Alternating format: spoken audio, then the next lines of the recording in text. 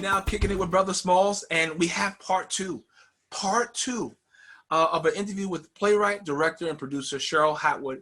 When we last sat down and talked, there were so many different things I wanted to discuss with her about her passions, her pursuits, her struggles, her victories, that I wanted to make sure that we got back and allowed you to have another glimpse of just how beautiful and how wonderful this young lady is. So I'm so glad to have her back. Sheryl, how you doing? I'm great, thank you. Thank you for having me back. No, definitely. I hope this is a theme, an ongoing theme, because as you kind of crank out the hits and crank out, the good material, definitely come on back to the show. Absolutely, absolutely. Okay.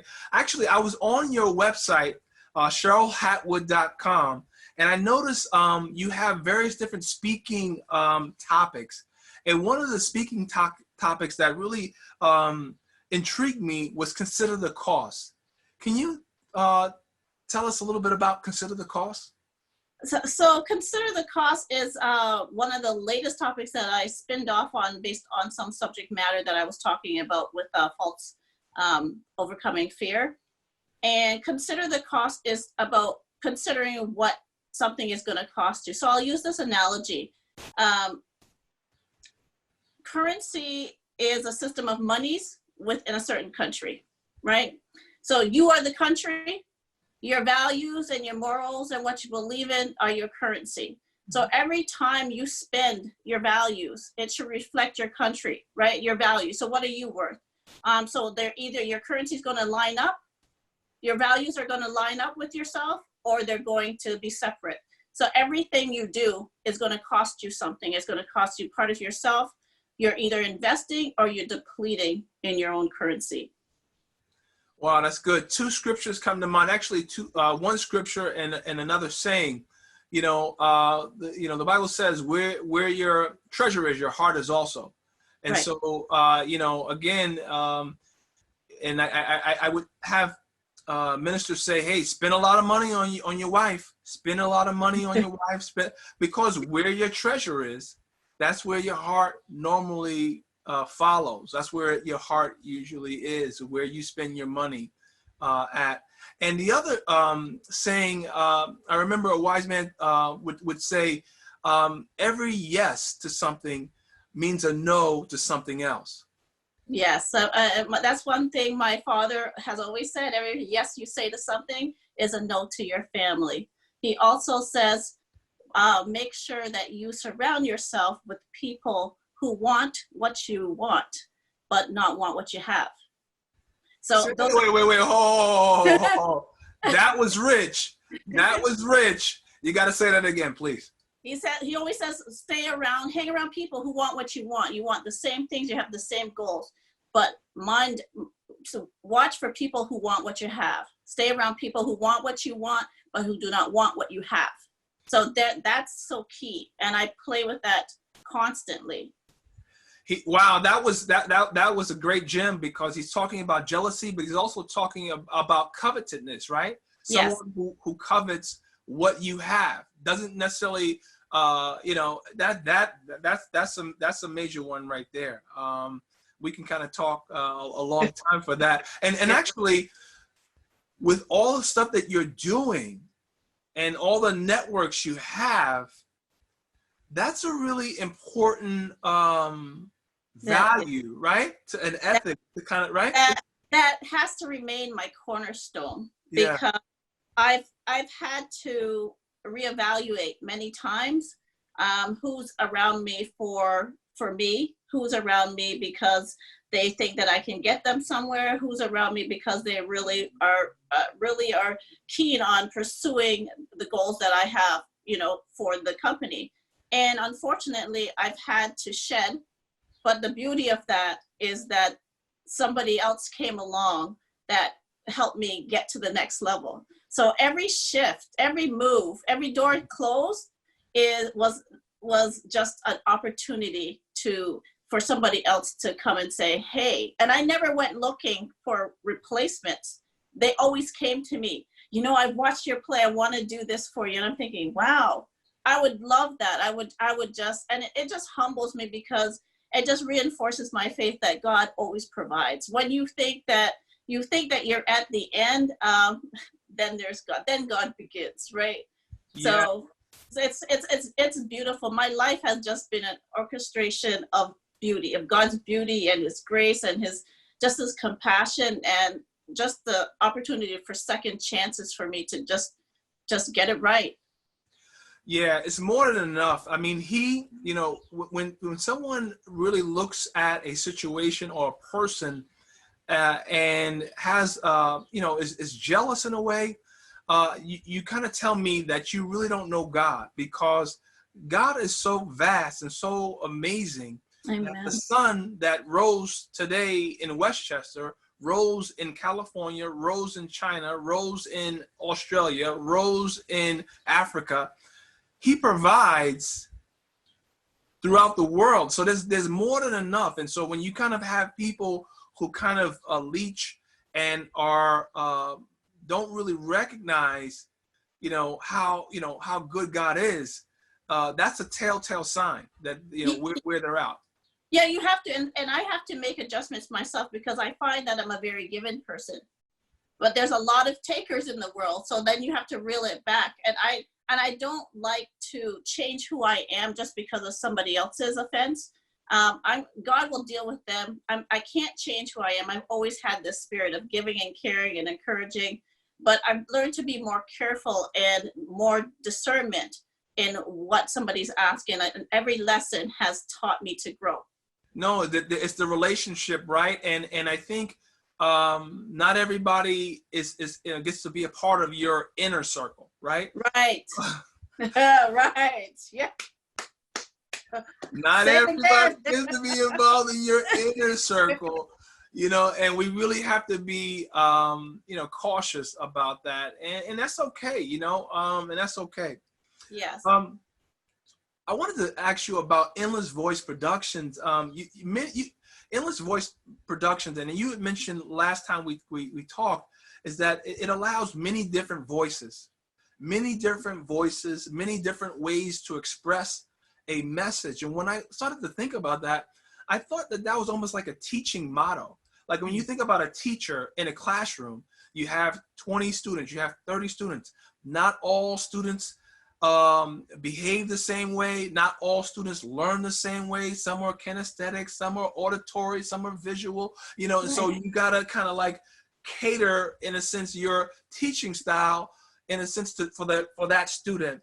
And so I thought about that, and I thought about also you being a sharing person. Are you a teacher? I mean, that's something that you kind of do naturally? See, I think it's a natural component within my personality that I was allowed to expound on, because I was given an opportunity in the church I previously attended to, share my creativity. And from there, I understood that this is a part of me that I really never pursued. And the more I was in it, the more I realized that I love seeing words come to life in various forms of art. I love people singing. I love people dancing.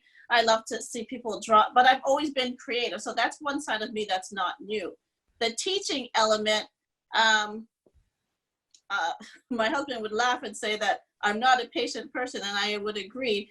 But I do love to teach people new things. When it comes to the arts, I am totally involved, like 100% invested. Are you are you hard on your your production crew? Are you hard? Would you consider yourself hard, fair? Would you consider yourself hey, there's a standard, I gotta meet that standard? What, give us I consider myself a fair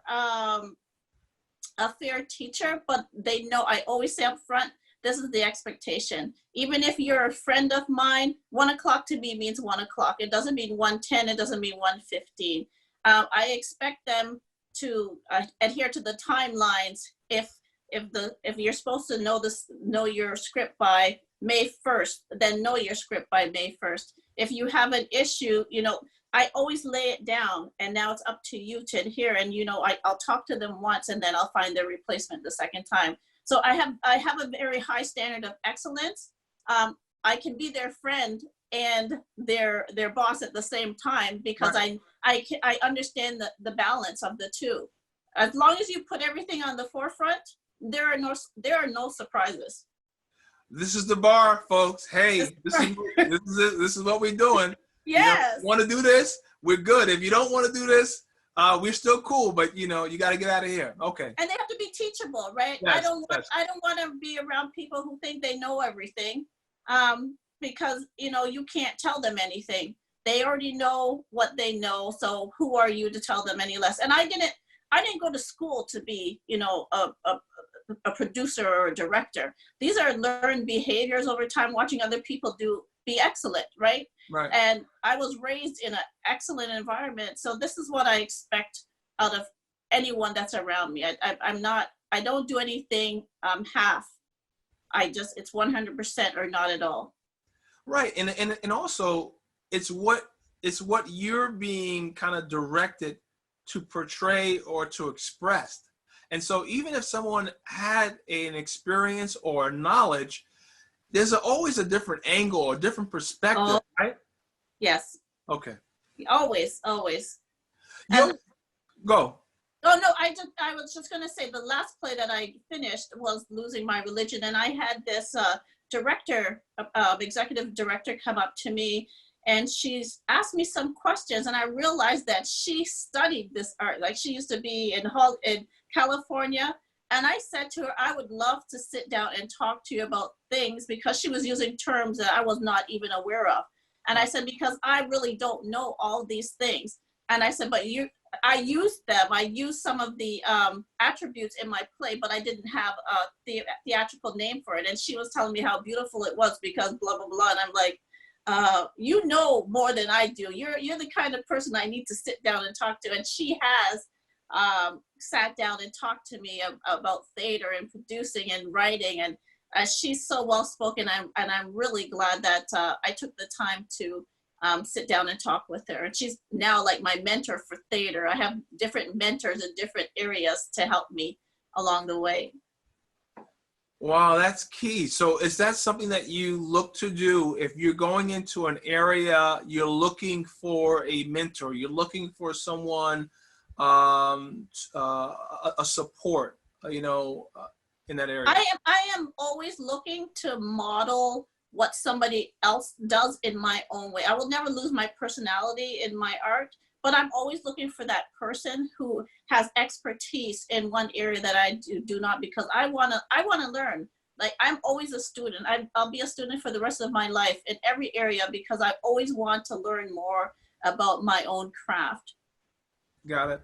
Your work is expressive and transparent, and not everybody is comfortable, with being an open book. Yet, being honest and I think is important to growth. Hey, I'm here now.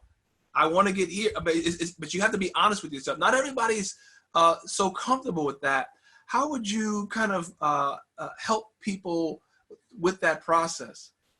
Well, I think that people are that way for a variety of reasons. Maybe they've had somebody violate their trust, and it's hard to trust somebody, or it's hard to know who to trust. So I would just say, basically consider the cost. Is it costing you more to hold it in and pretending you are somebody else that you're not? Or are you this experience is going to help someone? Telling your truth always helps somebody else, and it just frees you of the burden that you've been carrying.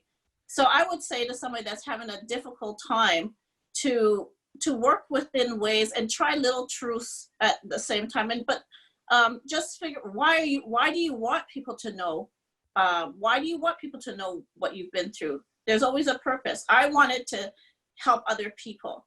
I don't do it for sympathy. I don't do it to promote myself. I do it so I can help someone else. It's a legacy, building legacies of support amongst other women. So they have to be confident in who they are. And that tells me when somebody's not ready to tell the truth completely, is that they're not done healing, right? Because it's easier to live in and put up this facade of who you are, like I did. I like nothing was wrong with me. I was born like this. So so when I let down all the curtains, I was like, people were like, they couldn't even imagine that I went through this. And it was so great. I told my husband when we got married, he was the only person that knows everything about food from A to Z, never used it to backlash me or use it against me. So he's been a really great shoulder and partner in all of this for me. Sheryl, I gotta be honest. That is very valuable stuff. I tweet brothersmalls.com. Well, actually at Brother Smalls. That's my Twitter account. And I was thinking about tweeting something here because there's value in your truth. Informs, uplifts, and elevates, and inspires, takes you higher. Say it again.